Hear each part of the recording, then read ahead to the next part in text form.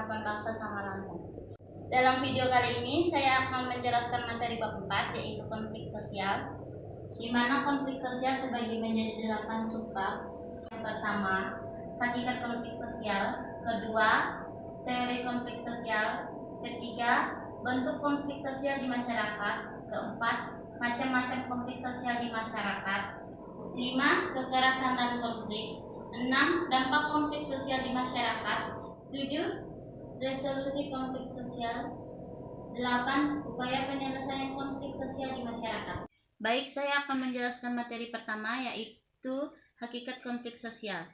1. Pengertian konflik. Konflik berasal dari kata kerja Latin, yaitu configer, yang artinya saling memukul. Sedangkan konflik sosial dapat diartikan sebagai bentuk interaksi sosial antara satu pihak dengan pihak lainnya yang ditandai dengan saling mengancam, menekan, bahkan saling menghancurkan.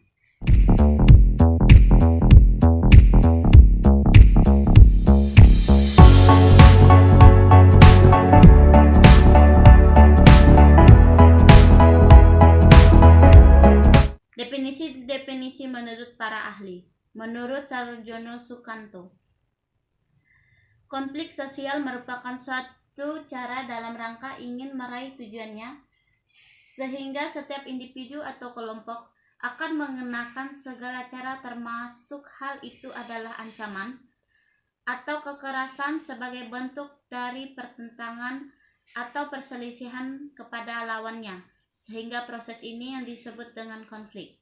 Sedangkan menurut R.E. Park, pengertian dari konflik sosial dipandang sebagai salah satu bentuk dari suatu interaksi. Sedangkan menurut Robert M. Jetlawang, konflik sosial merupakan proses perjuangan untuk mendapatkan status, nilai, kekuasaan di mana tujuan mereka yang berkonflik tidak hanya mendapat keuntungan, namun juga bisa menundukkan saingannya. Sedangkan menurut KBBI, konflik merupakan percekcokan, perselisihan, atau pertentangan. Penyebab terjadinya konflik antara lain perbedaan kebudayaan, perbedaan individu, perbedaan ideologi, perbedaan kepentingan, perubahan sosial yang cepat, perubahan nilai-nilai sosial.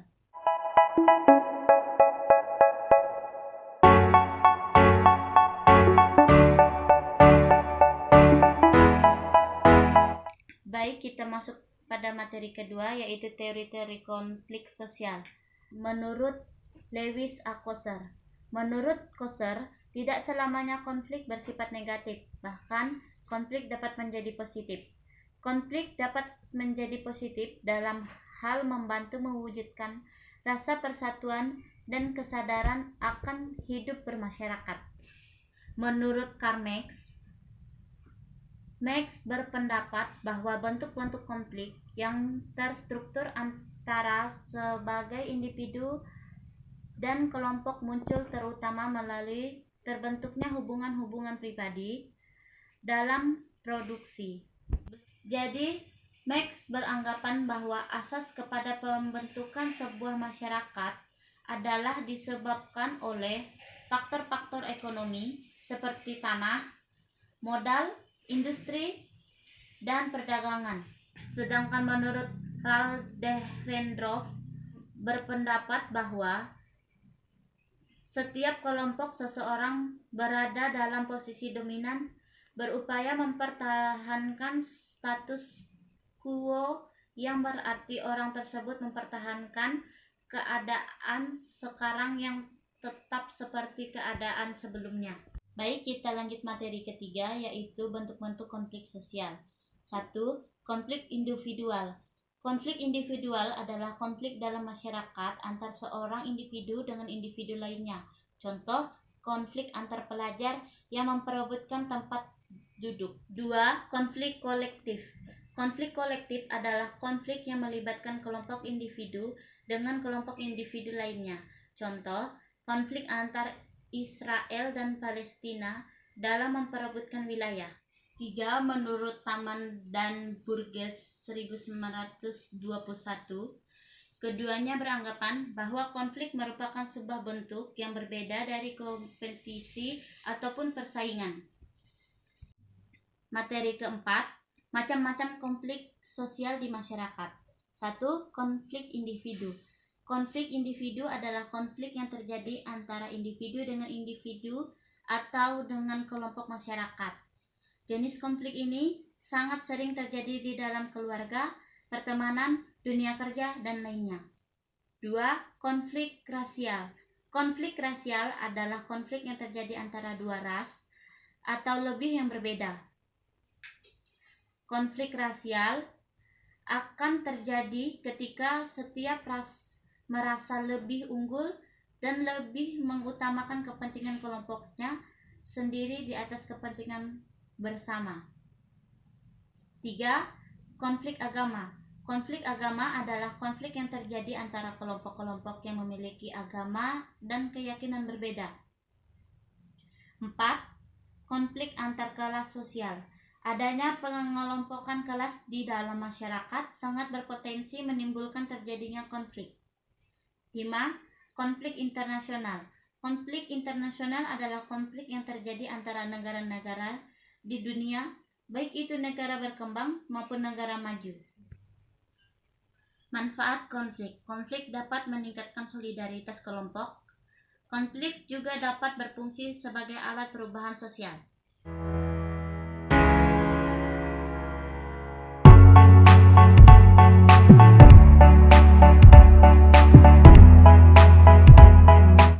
Baik, kita lanjut ke materi kelima, yaitu kekerasan dan konflik.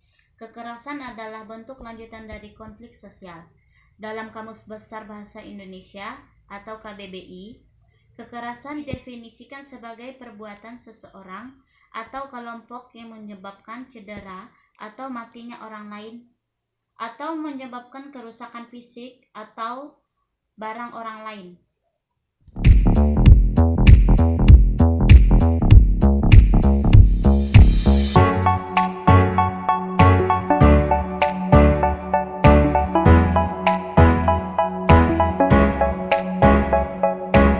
Perbedaan konflik dan kekerasan. Konflik terdapat pelanggaran-pelanggaran HAM yang dilakukan oleh kedua pihak. Sedangkan kekerasan terdapat pelanggaran HAM yang dilakukan oleh pihak yang kuat kepada pihak yang lemah. Konflik juga melalui proses yang relatif panjang, sedangkan kekerasan prosesnya terjadi relatif lebih pendek. Konflik korban harta benda dan nyawa terjadi pada kedua belah pihak, sedangkan kekerasan korban kerusakan harta benda maupun cacat fisik dan korban nyawa terjadi pada salah satu pihak yang lemah.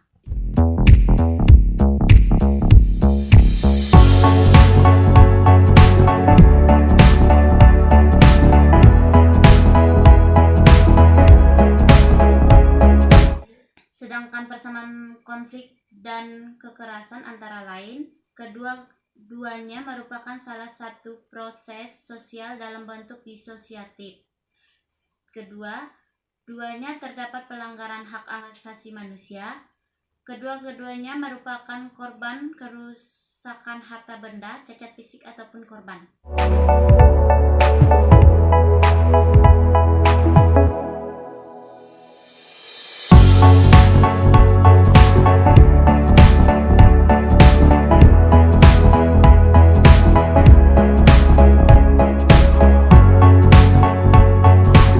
Kita lanjut materi ke-6, yaitu dampak konflik sosial di masyarakat. Konflik dapat memiliki dampak atau akibat positif maupun negatif. Adapun dampak sebagai berikut. Dampak positif, konflik dapat memperjelas aspek-aspek kehidupan yang belum jelas atau masih belum tuntas ditelaah. Konflik memungkinkan adanya penyesuaian kembali norma-norma, nilai-nilai, serta hubungan-hubungan sosial dalam kelompok bersangkutan dengan kebutuhan individu atau kelompok. Konflik juga meningkatkan solidaritas sesama anggota kelompok atau in-group solidarity yang sedang berkonflik dengan kelompok lain. Konflik merupakan jalan untuk mengurangi ketergantungan antar individu dan kelompok. Konflik juga dapat membantu menghidupkan kembali norma lama dan menciptakan norma-norma baru.